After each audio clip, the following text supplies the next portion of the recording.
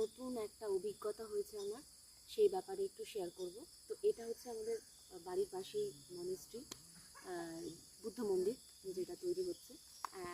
যদি সব ঠিকঠাক থাকে দেখাবো আর কি।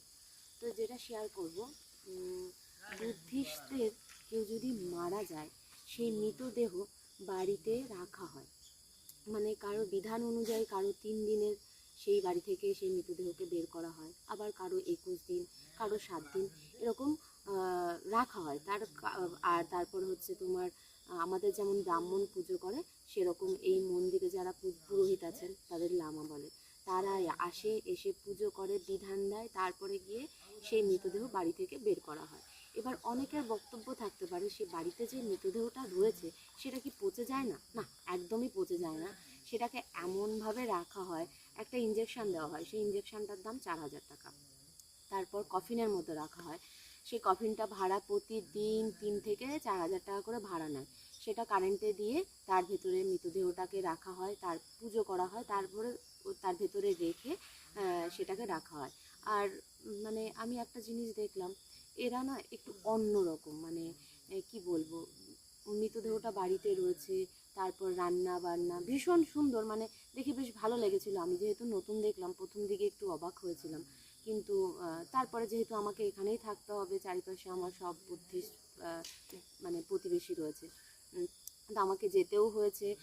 যতদিন ছিল ততদিন আমরা মানে এসেছি, দেখেছি, কারণ আমার সাথে এটা হয়েছে, তো মানে আমরা এটা অভিজ্ঞতা হয়েছে, যেহেতু আমার পাশে এক আঙ্কেল ছিল, তিনি কিছুদিন আগে গত হন, তো সেই জন্য এই জিনিসটা আমি জানতে পেরেছি।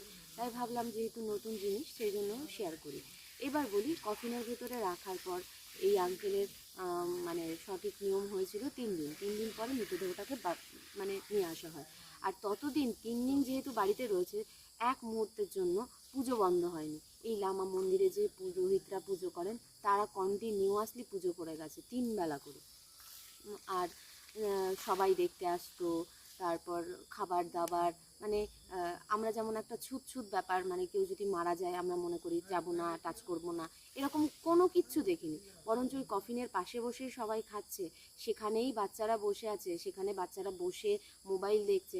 মানে এটা কোনো কিছু না যে আমরা ভাবি যে কেউ মারা গেলে যে অসুখ হয়ে যায়, এটা কিন্তু আমি এখানে এসে কিছু দেখিনি। তো সেরকমই আমিও সেরকমভাবে এসেছি, দেখেছি, যেটুকুনো দেখার, যেটুকুনো কর্তব্য করার সেটুকুনো করে আবার ফিরে গিয়ে আবার রান্নাবান্না করেছি।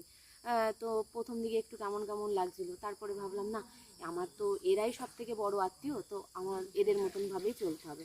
তো যাই হোক, এটা হলো। তারপরে গিয়ে যখন বডিটা নিয়ে চলে গেল আর কি, যাওয়ার পরে সেই বাড়িটা না কখনো এরা ফাঁকা রাখে না।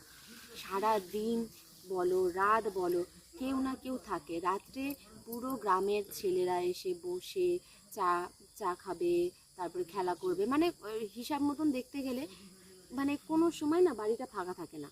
এইবার বলি আর একটা কথা, আমাদের বাঙালিদের মধ্যে কি, কেউ মারা গেলে আমরা ফল টল এটা সেটা নিয়ে ব্যাগ ফ্যাগ ভর্তি করে জামা কাপড় নিয়ে ঠিয়ে যাই, কিন্তু এখানে একটা লেটেস্ট জিনিস দেখেছি, মানে সেটা আমার কাছে বেশ আনন্দের বিষয় একটা।